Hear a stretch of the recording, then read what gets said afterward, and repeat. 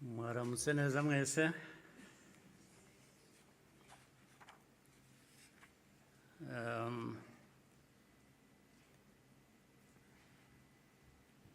Ngira ngo mpere ku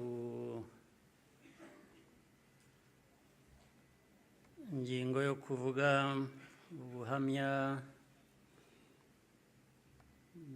Minisitiri Bizimana yatugejejeho. Hari ubundi buhamya burebure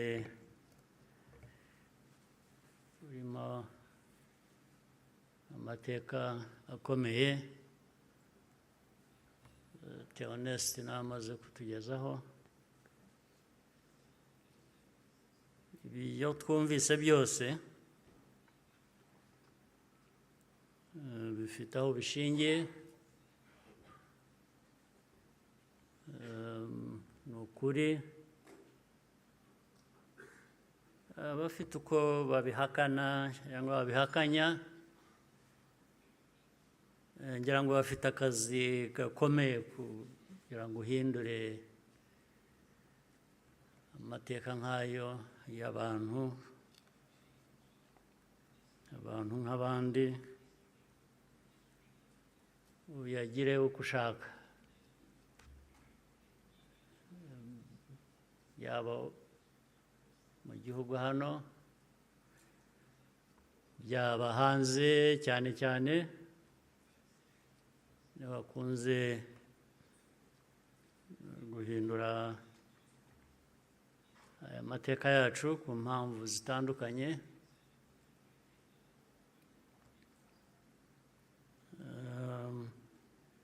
Ibi rero ngira ngo bafite ibyo bazahangana nabyo kugira ngo abantu bahindure amateka nk'aya bayavuga ukundi. Ariko icyo navuga nk'ibyo Theoneste yavuze,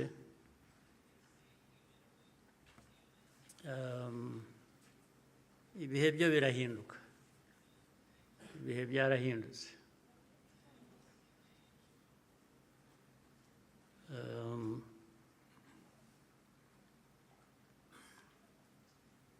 Nta uzongera gupfa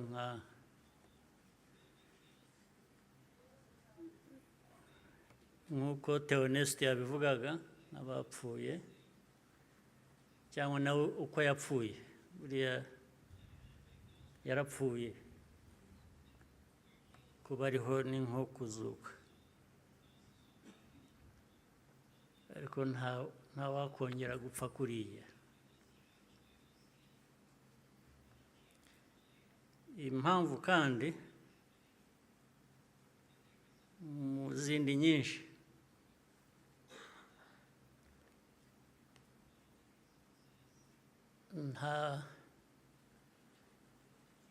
ntabwo wakwica umuntu kabiri.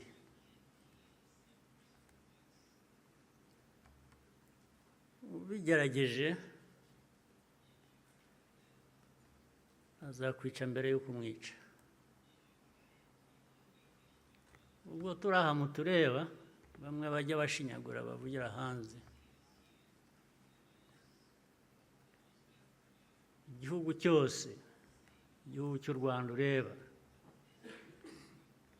ntabwo gishobora gupfa kabiri.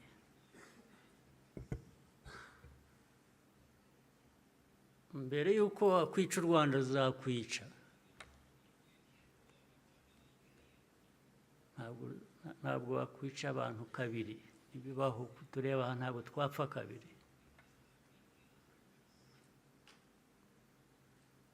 Ari twe bakuru, ari abana bacu, ntawe uzabica kabiri, ntibishoboka, ntabwo byakunda.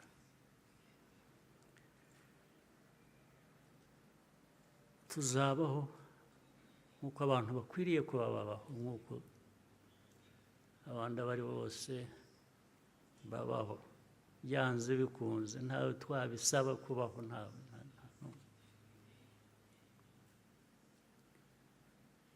Uko mbivuze uku,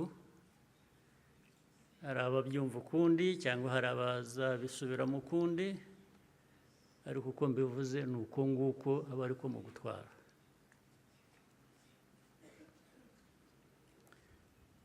Ndabasaba rero ngo nkomeze ijambo ryanjye mu rurimi abashyitsi bamwe hano bumva batagombye kubasemurira, cyangwa se benshi cyane bari hanze bafitanye isano n'amateka yacu, harimo n'abo bayahindura bakayagira uko bashaka. Ndagira ngo mvuge mu rurimi bashobora kumva ntawe basemuriye. Muranyihanganira.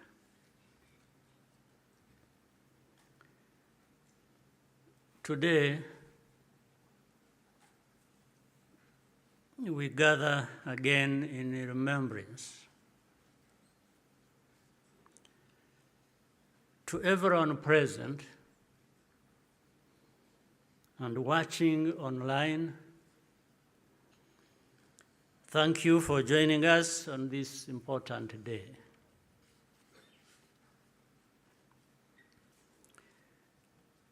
We deeply appreciate the friends who join us every year in person or in spirit without fail. I thank the survivor who has just spoken. These testimonies keep memory alive for all of us and for those who will follow us. Kwibuka carries profound meaning for our nation.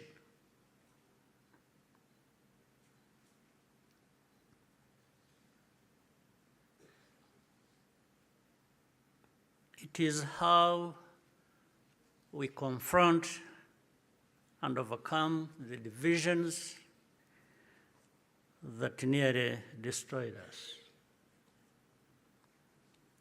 This day empowers us all. We draw on the strength of survivors who provide the reservoir of humanity that feeds our nation's soul.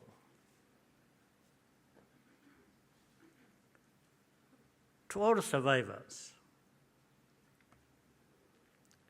know that you are not alone. We stand with you always. Everything we have achieved was only possible because all Rwandans decided to join hands in a common purpose. We honor the role played by every Rwandan in our country's rebirth. The reality of the genocide is clear for all to see. The ringleaders were convicted in international courts with rigorous evidence. The Gacaca process documented the course of the genocide in every single village and neighborhood in Rwanda. Over 50 million handwritten pages were produced during the 10 years of Gacaca. Right here, where we are standing, 250,000 victims of the genocide are laid to rest. And in 2018, the United Nations General Assembly adopted a resolution that called the genocide against the Tutsi by its proper name, with the support of every member state but one.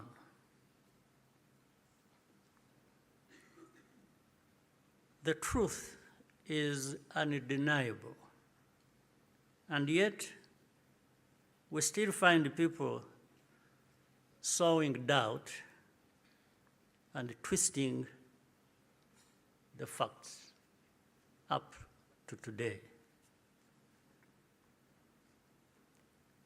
This is not just a matter of ignorance,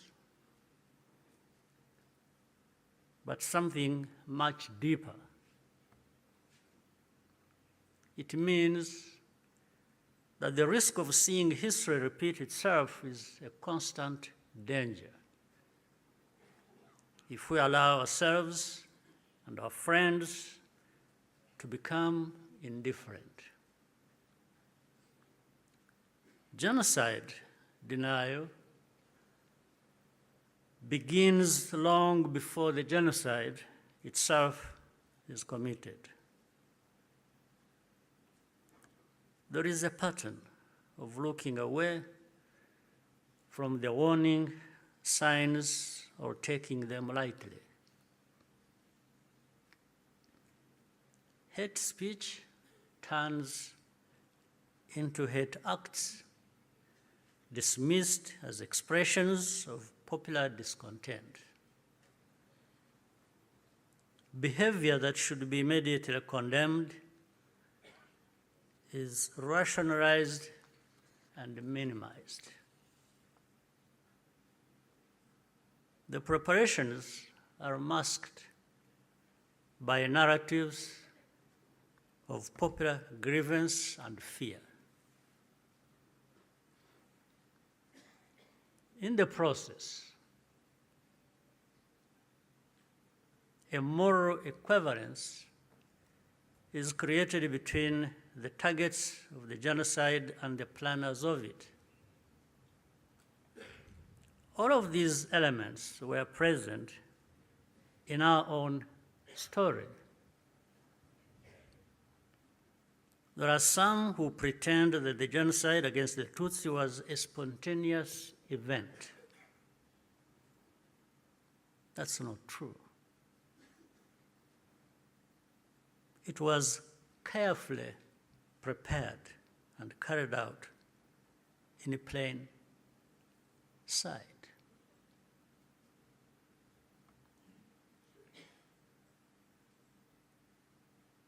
Regrettably,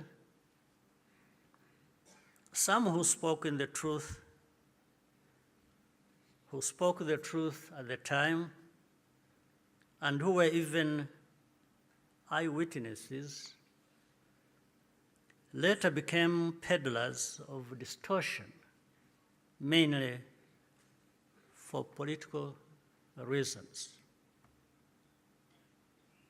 Militias were openly trained and indoctrinated in hate. Weapons were imported in large quantities, and Rwandans who opposed it were threatened or killed. Before 1994, communities were subjected to waves of smaller massacres meant to normalize the killing and also to measure the reaction of the wider world. And with only a few heroic exceptions, the world was unconcerned until it was too late. In the early 1960s, after countless Tutsis were killed or forced into exile, international voices such as Bertrand Russell, to name just one, described it as systematic extermination. The pattern continued in the 1980s and early 1990s. When Tutsi communities such as the Bagogwe in the northwest were targeted in organized attacks,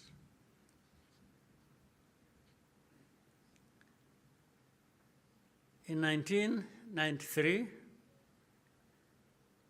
a commission led by Jean Crabonnier investigated these atrocities. After documenting mass graves and the involvement of state authorities, they concluded that a genocide was being prepared. In the same year, the UN Special Rapporteur, Bakri Weli Ndiaye, warned that organized propaganda portraying the Tutsis as enemies was spreading openly, helping prepare the population for mass violence. In January 1994, the command of the United Nations mission in Rwanda sent a fax back to headquarters in New York with detailed intelligence that in Interahamwe were stockpiling weapons and compiling lists of Tutsis to be killed. He was then ordered to share the information with the very government which was preparing the genocide and to take no further action. And sadly, the reaction today is no different here in our region. And you can see it right before our eyes. When the genocide began, the nature of the crime was immediately obvious. All Tutsi were targeted because of their identity. Nowhere was safe, including churches and schools. That horrific reality only underscores the humanity and the courage of the Rwandans who took risk to provide hiding places for their fellow citizens. The reaction of the international community was to evacuate foreigners and withdraw most peacekeepers. At Eto, Kichikiro, when the peacekeepers withdrew, thousands of desperate Tutsi were left to die. Such scenes were repeated across the country. If these forces had instead been supported to protect Rwandans, the killers could have been deterred and many people would still be alive. The lives saved by the United Nations peacekeepers who were allowed to remain makes clear how much more could have been done with political will. Even as the killings accelerated, the language used to describe what was happening itself became a matter of calculation. Genocide is defined in international law precisely to create an obligation to act. To witness such a crime and deliberately refuse to use the term is, in effect, genocide denial, perhaps even a form of aiding and abetting. The technology existed to disrupt the radio broadcasts that directed the killings. The planes capable of jamming those signals were available. Officials even calculated the hourly cost of the mission. In the end, the operation was deemed to be too expensive and potentially also a violation of Rwanda's sovereignty. So the cost was more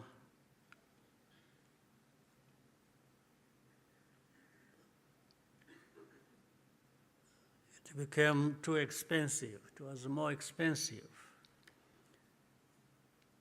especially when in their minds, those lives are really worthless. So our lives were worth nothing. That's fine. For Rwandans, the lessons have been brutal.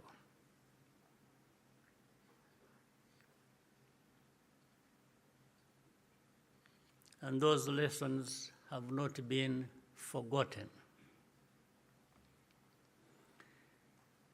If our lives do not happen to align with someone else's interests, they are not worth saving.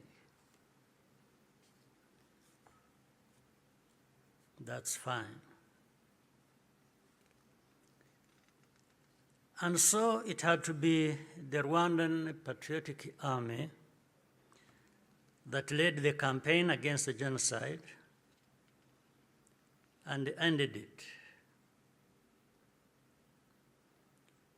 Our deepest source of grief was always that we could not arrive earlier. This is a simple truth of history, which many today still have reservations about acknowledging, for reasons we do not and maybe will never understand.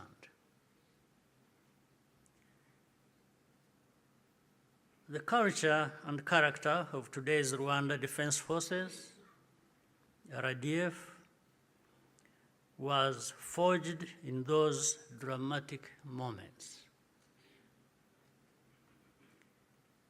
It guides the conduct of our forces who serve abroad excuse me, in peace-building missions, earning universal respect. Indeed, no sanctions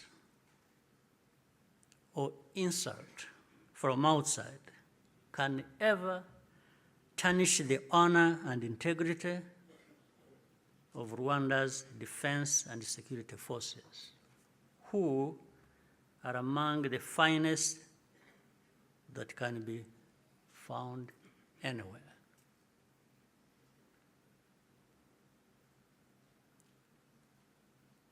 I look forward to raising this matter of sanctions at the highest level to understand the basis for such an injustice.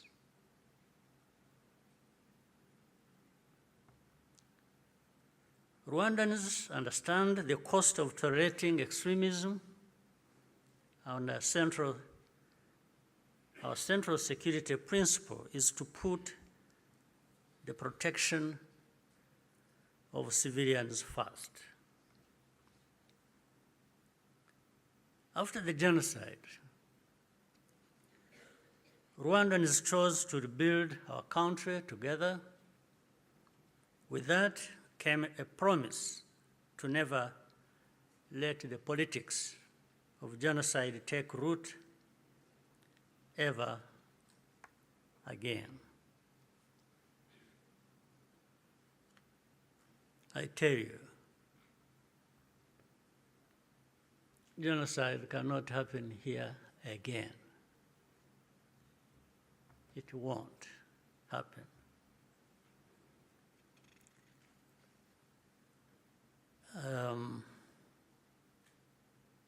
Even with those noises you hear in the region of people gathering from Europe, from wherever, and meeting in Kinshasa and bringing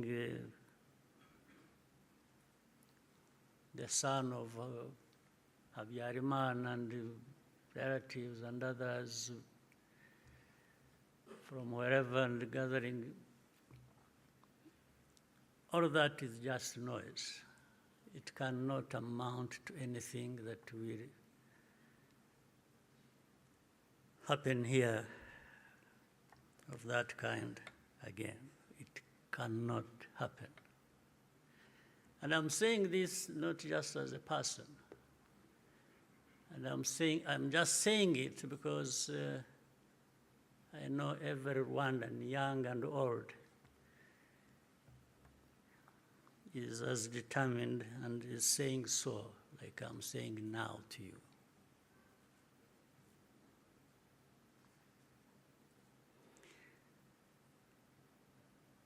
Along the way, Rwandans faced constant criticism and many attempts to twist our history. But the power we will always have is to use our minds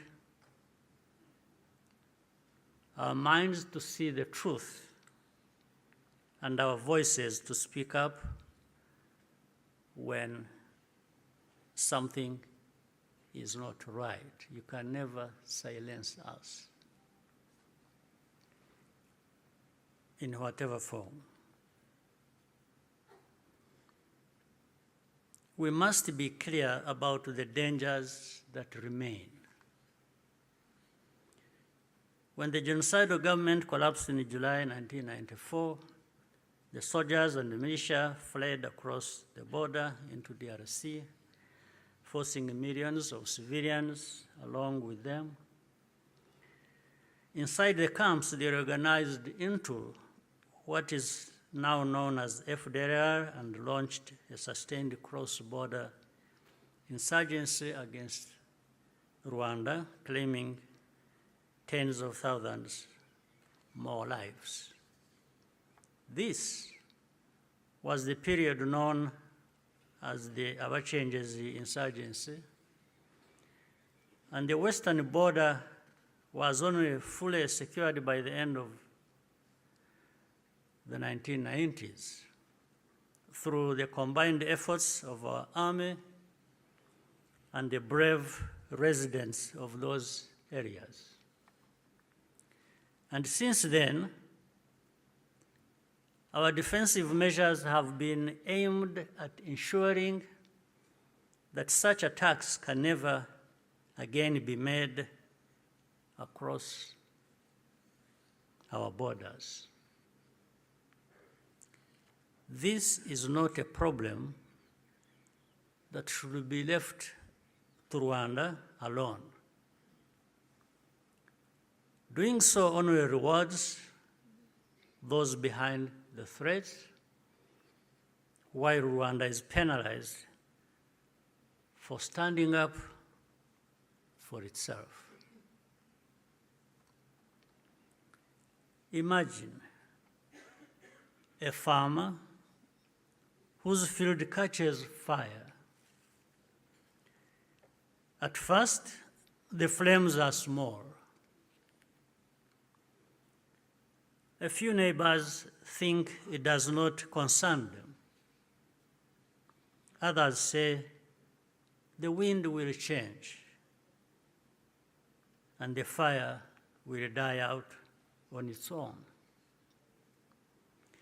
So they watch and wait. But the wind does not change. Meanwhile, a pyromaniac is secretly adding fuel to the fire. So the fire spreads from one field to another, and then into the forest and the towns and beyond. Only then do people run with the buckets of water and call for the establishment of a fire department. Africans, more than most, should understand that the danger of moral passivity in the face of hatred and violent extremism.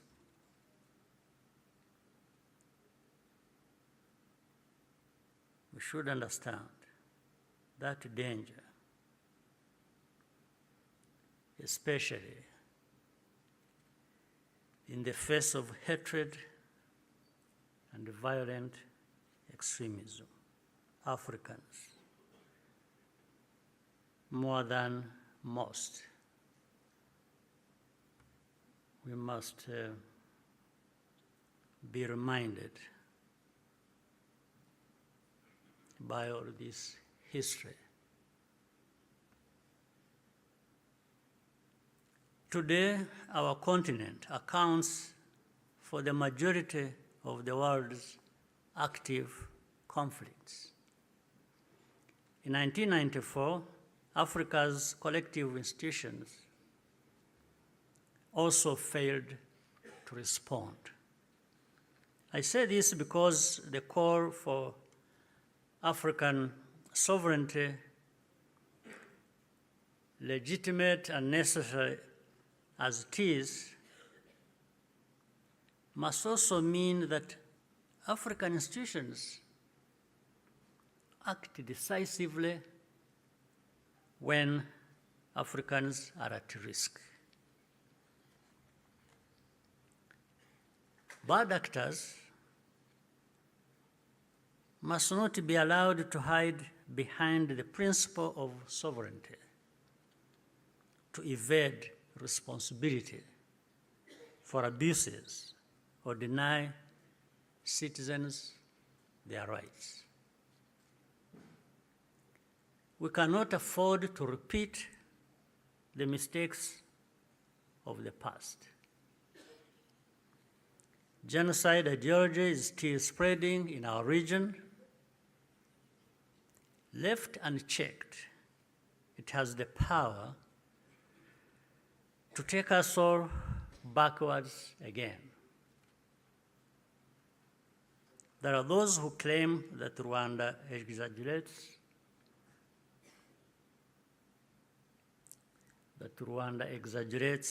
these concerns, or that we have ulterior motives. This is not only false, It exposes the deep cynicism that led to the tragedy we commemorate today. What sustains Rwanda today is the unity of Rwandans and the convictions that, like all people, we have the right to live in safety and dignity and at peace with all our neighbors. What we ask is for partners to join with us to fight extremism, rather than punishing Rwanda for defending itself. We owe future generations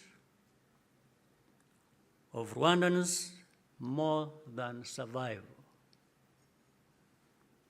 They deserve to inherit a secure, united, and bold country and an integrated and confident Africa. We invite you to stand with us in remembrance and also in action. I thank you for your patience and kind attention. Murakoze cyane.